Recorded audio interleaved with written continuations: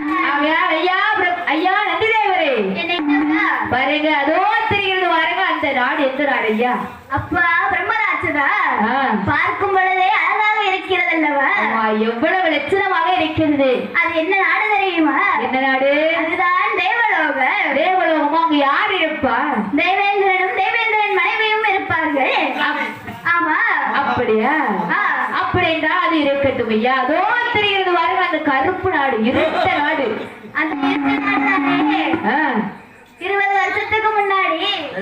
உங்க பாட்டிய பிடிக்கிறதுக்கு பதிலா உங்க தாத்தாவை பிடிச்சிட்டு போய் உங்க குடும்பத்துல சண்டை குழப்பினாரு பாத்தியா அப்படியா அவர் இருக்கிற இடம் தான் அது